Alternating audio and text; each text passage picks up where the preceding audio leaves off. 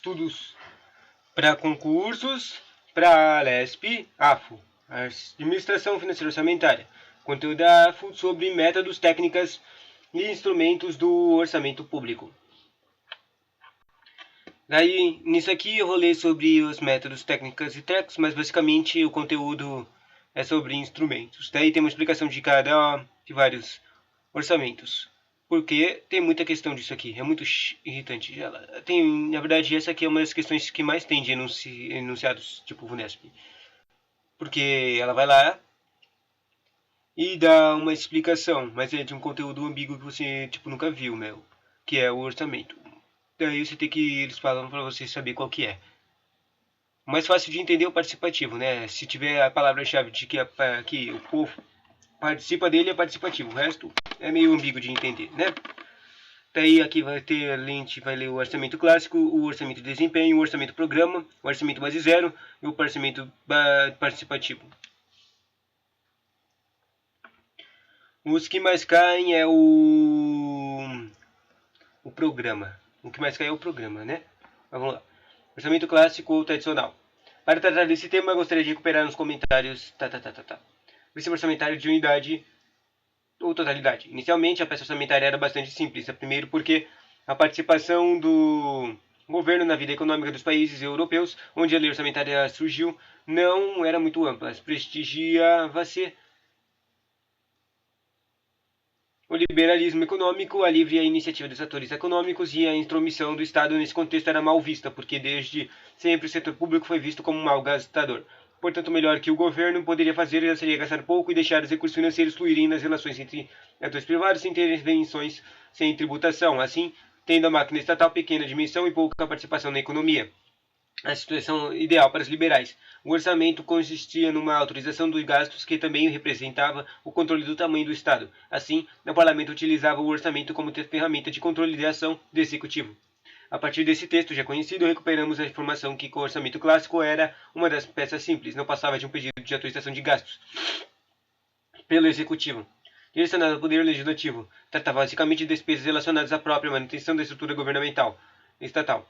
Um corte para a corte, para o governo central, ou para o exército, ou para o funcionalismo. Funcionalismo significa serviço público, servidor público, tá? Sendo o Estado uma extinção modesta neste período em que vigorava o liberalismo, o orçamento em que custeava não poderia ter dimensões diferentes. Assim, nessa época, a autorização da despesa pelo legislativo se relacionava sobretudo à aquisição de bens e pagamentos de serviços, bem que maiores objetivos ou intervenções estatais pudessem ser efetivados. À época, a palavra da ordem era conter o gasto público pela crença de que dinheiro bom é dinheiro no mercado.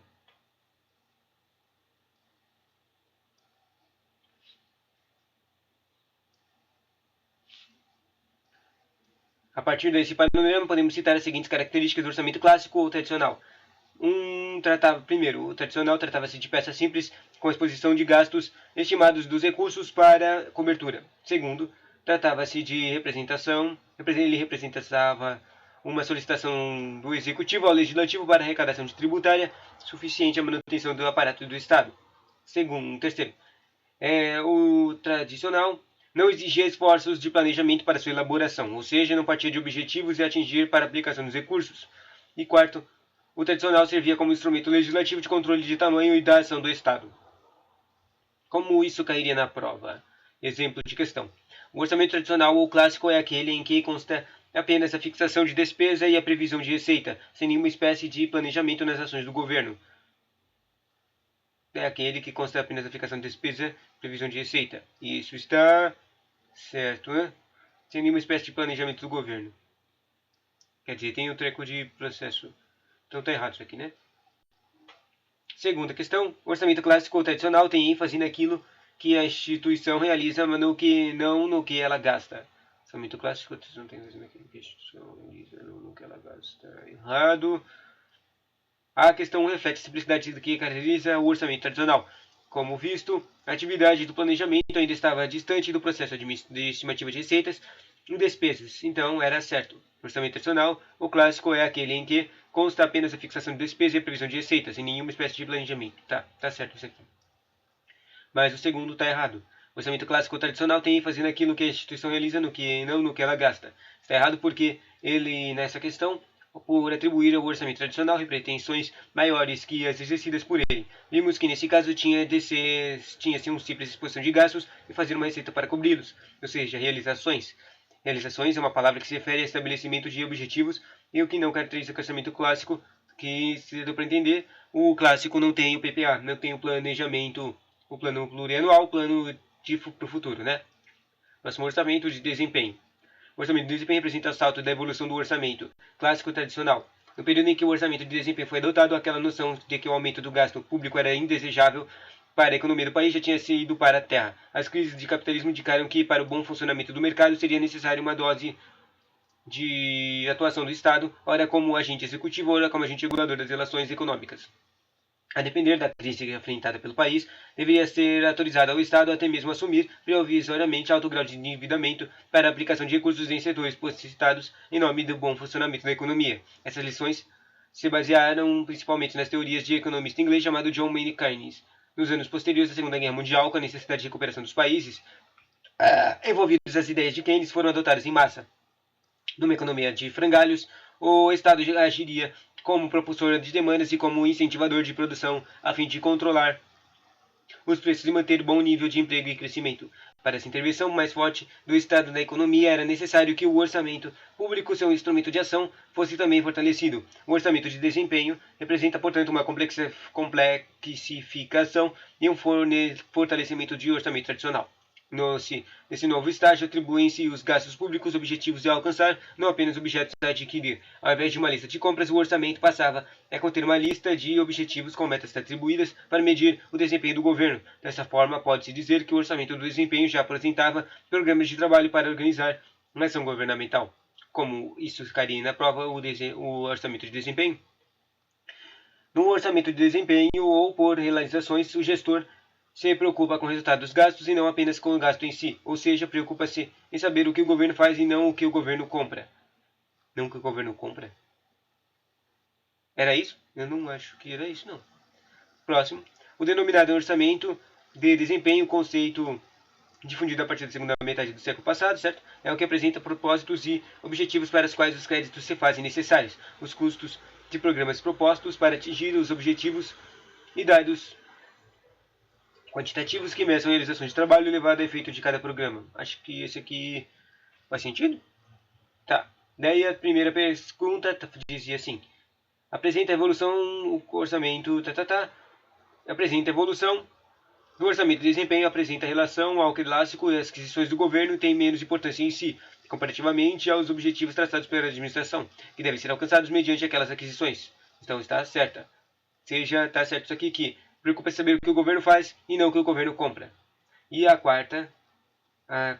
segunda questão, dizia: a questão 4 representa com as características de orçamento e desempenho, objetivos traçados, ajustamento e ação de medição de resultados. E ela está certa. Essa coisa aqui é o que apresenta os propósitos e objetivos para os quais os créditos se fazem necessários, e os custos de programas propostos para atingir os objetivos e dados quantitativos que meçam a realização do trabalho levado a efeito de cada programa. A questão 3 apresenta a evolução do orçamento e o desempenho apresenta a relação ao clássico. As aquisições do governo têm menos importância em si comparativamente aos objetivos. Comecei a ler outra. Tá certo, a quarta. Próximo orçamento, o programa. O orçamento-programa para a doutrina raiz do orçamento moderno atual, ou o orçamento-programa, foi o Sistema de Planejamento, Programação e Orçamento, PPO. Mas em inglês é PPBS. É adotado pelos Estados Unidos. Tendo o planejamento como atividade central, o PPS propõe a consideração das alternativas que não só na fase prévia de preparação de orçamento, mas durante sua execução e na avaliação de desempenho também. As principais características do PPBS, nos dizeres da Secretaria de Tesouro Nacional, eram a integração planejamento-orçamento, quantificação de objetivos, identificação de metas, relações insumo-produto, alternativas programáticas, acompanhamento físico-financeiro e avaliação de resultados e gerência por objetivos. O PPBS fracassou nos Estados Unidos e deixou de ser adotado como modelo orçamentário. Entretanto, seus pressupostos foram espalhados no mundo afora, principalmente a partir da ação de Organização das Nações Unidas, que popularizou as características do orçamento-programa. Atualmente, o orçamento-programa é aceito como a forma mais moderna de organização da ação governamental. A definição para programa no Brasil, para afirmado está firmado na portaria 42 de 99 do MCO, o Ministério de falei errado, é MOG, não é MCO, MOG, o Ministério de Orçamento e Gestão. Eu achei que era Ministério de Controle do Orçamento, mas é Ministério de Orçamento e Gestão. Bom, essa definição de programa no MCO, quer dizer, no MOG, está escrito assim: programa é o instrumento de organização de ação governamental visando a concretização dos objetivos pretendidos, sendo mensurados por indicadores estabelecidos no plano plurianual. De novo, programa é o instrumento de organização da ação governamental visando a concretização dos objetivos pretendidos, sendo mensurado por indicadores estabelecidos no plano plurianual. Mensurados indicadores. Tá. Nesse contexto, com o valor dado à mensuração dos resultados, se caracteriza o orçamento programa, uma nova dimensão levada em conta a avaliação do controle do orçamento e a efetividade. A efetividade tem a ver com o impacto da ação governamental nas necessidades da sociedade.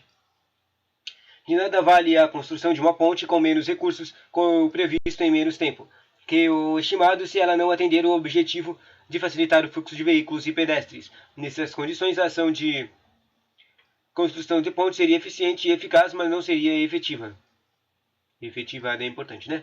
Portanto, o que justifica a realização dos programas da técnica de orçamento do orçamento programa é uma necessidade social de atender, cujo alcance deve ser medida por indicadores e metas. A ideia de que existam a fazer compras do governo é típica do orçamento tradicional. Deixamos claro, portanto, que no orçamento programa o principal não é, por exemplo, construir X hospitais. O raciocínio é algo assim: para melhorar a área de saúde em X%, ou para ampliar os atendimentos por X%, é necessário construir Y hospitais em tais localidades que custarão Z milhões a serem obtidos. Fontes de A, B, C. Interessante. Fontes necessárias, atendimentos, custarão. Interessante. Tá. A estrutura total de orçamento do orçamento programa no Brasil foi delineada no decreto 2.829 de 98, no artigo 2. Dizendo aqui.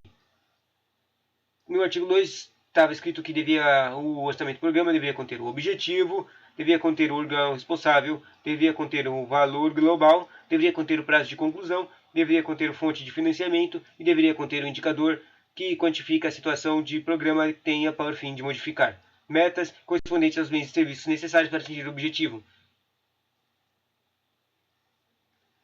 E também tinha que ter as ações não integrantes do orçamento geral da União necessárias à consecução do objetivo, tinha que ter também a generalização de metas por Estado.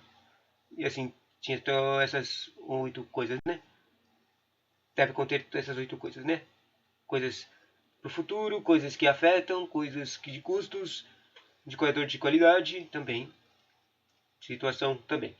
Presente, passado, futuro e trequinhos. Bom, esses elementos formados por programas indicados nas atividades de planejamento tentam trazer o máximo de concretude à ação do governo. Há delimitações, por exemplo, quanto ao valor ao responsável, ao tempo de execução e à medição dos resultados. O orçamento programa, como vimos, preocupa-se bastante com a efetividade das ações para avaliar enquanto os objetivos de programas foi alcançado e enquanto o programa atendeu às necessidades sociais. É necessário ter formas confiáveis de medir os resultados. Para esse fim, os programas devem ser dotados de indicadores e metas obtidos a partir de estudos de necessidades de atender os benefícios das características regionais, etc. Os indicadores representam o elemento que contabiliza o alcance das metas e essas, por sua vez, indicam a face concreta de atingimento do objetivo do programa. Próximo orçamento, o orçamento base zero. O orçamento base zero é uma técnica de elaboração orçamentária, relacionada ao orçamento programa, muitas vezes cobrado por provas. Segue sua definição segundo o STN, Supremo Tribunal Nacional, Superior Tribunal Nacional. Abordagem orçamentária desenvolvida nos Estados Unidos da América por Texas. Durante o ano de 1969, foi adotado. As características do orçamento base zero são análise, revisão, avaliação e todas as despesas. Análise, revisão e avaliação. A análise, revisão e avaliação de todas as despesas propostas e não apenas das solicitações que ultrapassem o nível de gastos já existentes. Todos os programas devem ser justificados cada vez que se inicia um novo ciclo orçamentário. Uma observância inicial para deliminar o tópico é que, no caso do OBZ, orçamento base zero. O fato de um programa já estar em andamento não é justificativa suficiente para sua continuidade. É o que se verifica no trecho análise, revisão e avaliação de todas as despesas propostas e não apenas das solicitações que ultrapassem o nível de gasto já existente. Com o OBZ, o orçamento base zero, é necessário que o objetivo do programa esteja sendo alcançado com a realização de referida ação, ou, em outras palavras, faz-se uma avaliação de custo-benefício. Tem que sempre verificar a avaliação de custo-benefício dessa coisa, senão ela não vai ser descontinuada. Nesse sentido, programas novos têm maior possibilidade de terem execução iniciada, substituindo programas funcionais. Tanto os programas novos quanto os que já existem terão seus méritos e possibilidades avaliados a cada ciclo orçamentário em pé de igualdade. Daí o nome base zero. Para a adoção do OBZ, orçamento base zero, é necessário previamente estabelecer um sistema de avaliação bastante robusto e confiável para a decisão sobre a continuidade, interrupção e o início de programas sejam feitas por critérios técnicos. Resulta-se que o orçamento base zero dificilmente pode ser aplicado na escala nacional ou até mesmo local. Vários programas governamentais, pelo fato de atenderem às necessidades permanentes da população, não podem ser abandonados em virtude de uma avaliação de desempenho não tão positiva. Ou seja, mesmo que esses programas não sejam bons, eles acabam tendo que continuar e não podem ser desfeitos, entendeu? Mas no base zero, normalmente eles seriam desfeitos para fazer um novo melhor. Bom, e vários outros devem ser executados até por força da lei. Próximo parte do orçamento é o participativo. O orçamento participativo é o de transparência, né? Você pode encontrar uma definição de orçamento participativo no portal de transparência também. Bom, o orçamento participativo é um importante instrumento de complementação da democracia representativa, pois permite que o cidadão debata e defenda os destinos do dinheiro de uma cidade. Nela, a população decide as prioridades de investimento em obras e serviços a serem realizados a cada ano com os recursos do orçamento da prefeitura. Além disso, ele estimula o exercício da cidadania e o compromisso da população com o bem público e a corresponsabilização entre o governo e a sociedade sobre a gestão da cidade. Vemos no texto que o orçamento participativo se define pela definição de encontros do poder público com a população para a definição de prioridades de gastos, principalmente com obras e serviços que atendem diretamente a cidadãos pelos principais interessados. Nota também que no texto já fica evidente a abrangência do orçamento participativo. Uma cidade ficaria impraticável numa cidade. Quer dizer, ponto. Ficaria impraticável instituir algo como reuniões plenárias com parcela representativa de um estado ou de um país inteiro, em busca de decisões sobre quais programas executar. Outro dado importante está presente na expressão complementação da democracia representativa. Um orçamento participativo, por mais bem instalado que seja numa cidade, não substitui o poder legislativo na apreciação da lei orçamentária, e nem envolve a apreciação do orçamento como um todo. Se você não lembra, o poder legislativo, eles são pessoas eleitas, os principais participantes são pessoas eleitas pelo povo, ou seja, eles são representantes, são pessoas que as pessoas escolheram para serem representantes, entende? Bom, no processo convencional do programação, em que atuam as instâncias técnicas e políticas do executivo e do legislativo, há um distanciamento entre quem decide e quem é beneficiado pelo ajustamento. Por mais afinadas que estejam essas instâncias com os interesses da população, é essa distorção que se tenta desfazer com a adoção de orçamento participativo. Apesar disso, fica claro que o orçamento participativo não garante a execução das decisões tomadas em conjunto com a população. Já estudamos o caráter autorizativo da lei orçamentária, que não precisa ser executada de forma como publicada. E sempre existe a possibilidade de o orçamento participativo ser utilizado como mera retórica por governantes interessados em fazer média justa aos eleitores, como isso caía na prova. Por exemplo, o orçamento participativo, que apresenta vantagens inegáveis do ponto de vista da alocação de recursos, segundo as demandas sociais existentes, no é utilizado no âmbito do governo federal. A parte final está, mas a primeira parte está estranha. Segundo, considera-se que o maior mérito do orçamento participativo consiste em combinar as características democráticas e progressistas da participação direta com a capacidade de competir vantajosamente com as práticas clientelistas. Práticas clientelistas? Não sei disso não. As duas parecem erradas para mim, mas vamos ver a explicação. A questão 11 está certa. Além dos ganhos quanto à compatibilização entre a alocação dos recursos e demandas existentes, a técnica não é utilizada na União. A questão 12 também está certa. Com o orçamento participativo, acrescenta-se uma instância de discussão sobre a aplicação dos recursos orçamentários, além do tradicional procedimento no âmbito do Poder Legislativo. Além disso, considera-se haver menor flexibilidade nessa programação decorrente do orçamento participativo, pelo compromisso público assumido pelo governo em executar o que foi acordado junto à população, e maior fidelidade entre a aplicação dos recursos e as necessidades sociais apontadas diretamente pelos beneficiários.